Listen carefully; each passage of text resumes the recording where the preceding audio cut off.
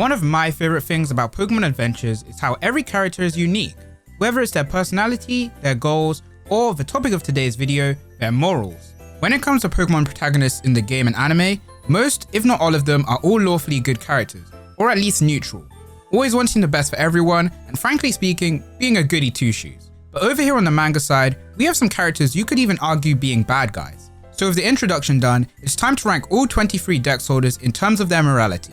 And of course, quick disclaimer, this is my opinion, so it may not line up 100% with your thoughts and opinions of these characters.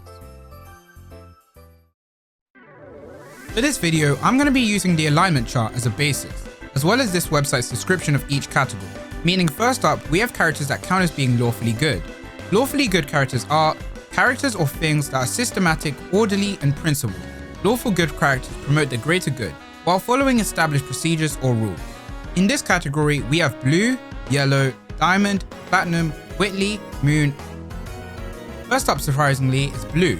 My reason for putting Blue in the lawful good category is that he's exactly that, lawfully good. When he was younger, he was much more rash with his actions, such as attacking an injured Kangaskhan and its baby, and just being an all-around jerk. However, as he got older, he learned from experience, as well as being around his rival Red, which made him into a more mature and patient individual. However, he is very strict when it comes to justice, as we see him still try to arrest Silver at the end of the Gold, Silver and Crystal chapter, despite of everything that had just happened, all because of his original crimes at the start of the arc. So for this reason, he's in this tier. Now we have Yellow. I see Yellow as being a pure and honest character, with the last thing she wants being to break the rules. When she started her journey, she was very naive, such as entering Professor Oak's lab without knocking and taking away Piga without even asking. But since then, I'd like to think that she's become more knowledgeable and aware of her actions. After Yellow, we have Crystal. Crystal was a very kind-hearted trainer, spending most of her time working as a helper at the orphanage. Even her journey of helping Professor Oak complete the Pokedex was done in return of him helping fix the broken-down orphanage. Crystal, like most of the other characters in this tier, believe in doing the right things and in the right way, rather than through brute force or rebellion, like some of the other trainers on this list. Because of all this, it's easy to see Crystal as the most dependable dex holder, being someone who will get the job done without running into any unnecessary trouble. There's a reason why Emerald of all people admires her. Next is Diamond. Diamond, just like Yellow, is a pure kid who wants the best for everyone, and also making sure everyone has fun. We can see this with him being the stooge of his and Pearl's comedy duo, and also how he tries to make light of situations, such as trying to make Mars laugh during the Valley Windworks situation. Dia is also very forgiving, as he's known for being empathetic, making the once dead-set lunatic Cyrus think about his actions and try to change his ways with Team Galactic. Another Sinnoh dex holder here is Platinum. As a daughter of a high-class family, Platinum was once very arrogant and looked down on those of a lower class. But as she travelled with Pearl and Diamond, she became much more accepting and down-to-earth, viewing everyone as equal, and even going as far as to be inspired by Pearl and Diamond. As I said, she's from a high-class family, so following the rules and being a law-abiding citizen is something I can see her doing. Now we have White, who is as lawfully good as it gets. Yeah, unfortunately that's all I've got for her. Since she owns a business, it makes sense that she follows the laws, otherwise she could get into a whole lot of trouble. Next we have Whitley. As a former member of Team Plasma, it would make sense for you to think that Whitley is a villain. But ironically, she's actually one of the nicest and more pure people on this list. I see Whitley as being the embodiment of Team Plasma's ideals, but actually truthful. She wants to free all the Pokemon that are being held captive by bad humans, hence why she has the title of Liberator. But she can also see the bonds between people and Pokemon, so she won't just take away someone's Pokemon randomly. She's also very good with Pokemon, and can sympathize with Pokemon such as Malva's Delphox or Blake's Keldeo. Now we have Moon. Moon, just like Platinum, comes from a super upper class family. Once again, meaning she isn't going to be one to actively break rules. Moon also takes the role of a pharmacist, and if you haven't noticed, everyone so far, apart from Platinum and Blue, are all support type characters who really don't like to battle. As I was saying, Moon is definitely a character who would want to do the right thing, but do it in the right way, rather than to challenge rules and go against everything. She's also a responsible character, taking the role of being Lunana's partner, knowing she was the only one who could help. Choosing to become a selfless hero rather than someone selfish, like another character we'll get onto later. Now we have our first Gallo trainer of the channel, being Henry, who I don't know much about. From what I can see, he loves dealing with tools, and anything other than that, he doesn't really care about. He isn't selfish by any means and would still do the right thing if someone needs his help, but his focus on weapons is his only real passion. Now with the lawfully good characters down out of the way, let's move on to the neutrally good characters, being Red, Sapphire, Pearl, and Casey. Being a neutral good character reads as follows: fits anyone or anything acting with the best intentions for everyone involved. Neutral good characters such as Wonder Woman, do the right thing, even if sometimes it means bending the rules. First up, we have the OG GOAT being Red. Red, just like Blue when he was younger, was very arrogant and naive, but as he got older, he of course matured, becoming a trainer who follows his heart and chooses to do what he believes is right. We see this especially during the Fire Red and Leaf Green arc, where Red loses his Pokedex but continues to fight, whether he's a dex holder or not, and even with the citizens of Vesevi Islands villainizing him, he still chooses to fight for them just like the true shonen protagonist he is. After Red, we have Sapphire, who is one of the easiest to explain for this. Sapphire is so completely good-natured and pure that she's reverted back to animal instincts, or at least that's what she was like when she first appeared. When it comes to helping out people and Pokemon in need, Sapphire will make it her priority to get the job done. Like when Mr. Stone's cast form got stuck in a fountain, Sapphire didn't care that she had to break the fountain as she valued the safety of the Pokemon first. She also stepped up when it came to stopping the threat of Team Magma and Aqua, despite the fact that she was just a regular trainer. Next we have Pearl. Pearl's another easy one to explain, him being a true supporter of his friends, Platinum and Diamond.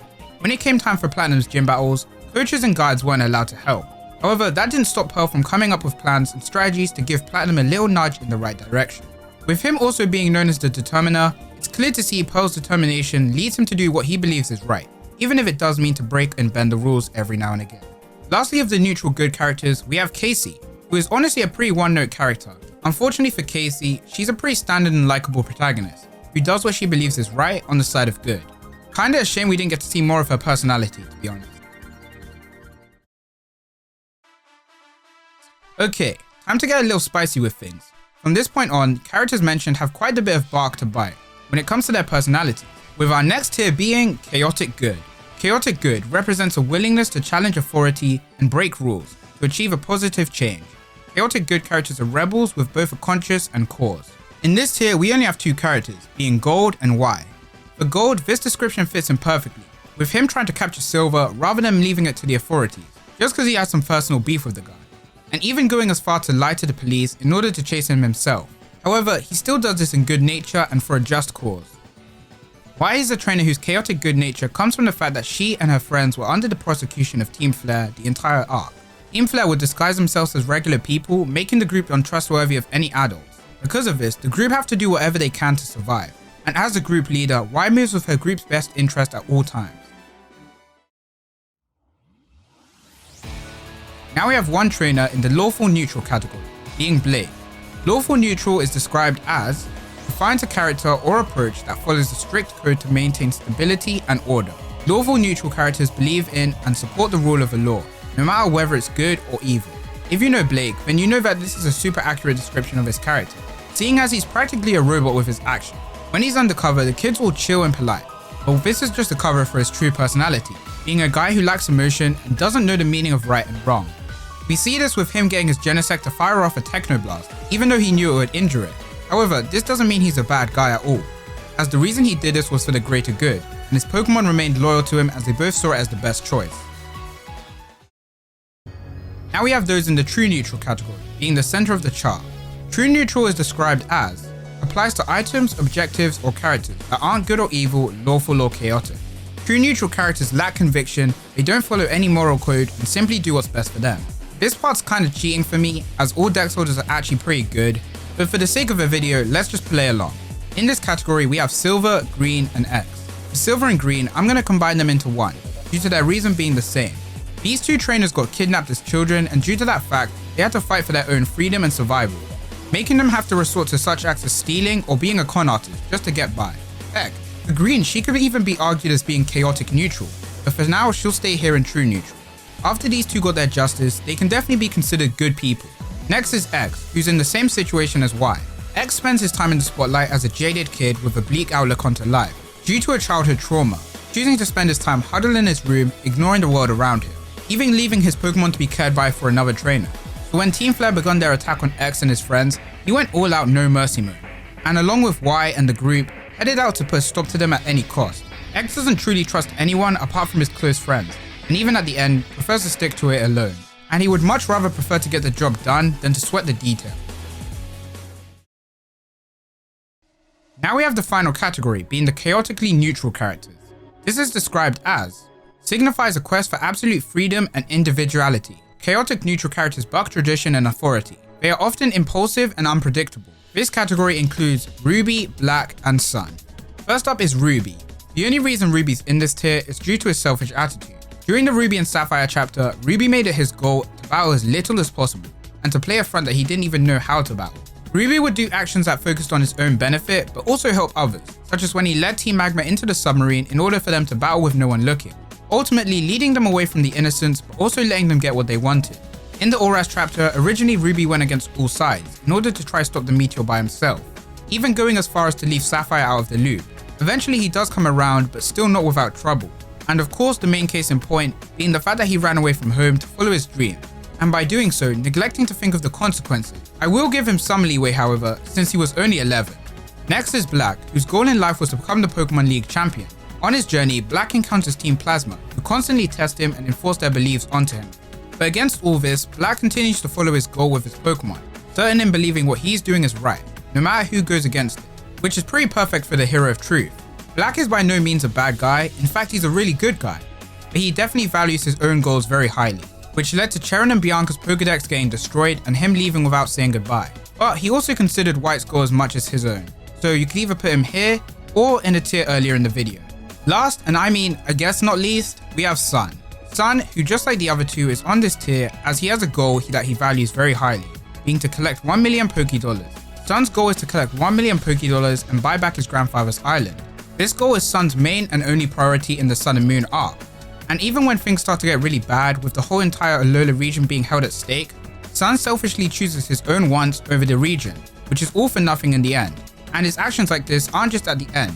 Throughout the whole arc, him and Moon know that something crucial is going on with the Alolan island, but unlike Moon, who steps up to help out even if it's not her home, Sun is reluctant with everything he does, instead only doing it because he gets paid. I mean, I respect the hustle, but there's a time and place. That's all of them. As I said before, this was just my own opinion, and if you disagree, that's fine as well. In fact, be sure to let me know any of your opinions in the comment section down below. Also, I am well aware most of these characters were really young in the examples I gave, so for most of them, it does excuse their behaviors and choices. But still, I hope you could enjoy this video and just see it as some fun. With all that said, don't forget to leave a like and subscribe, and I'll see you all in the next one. Take care.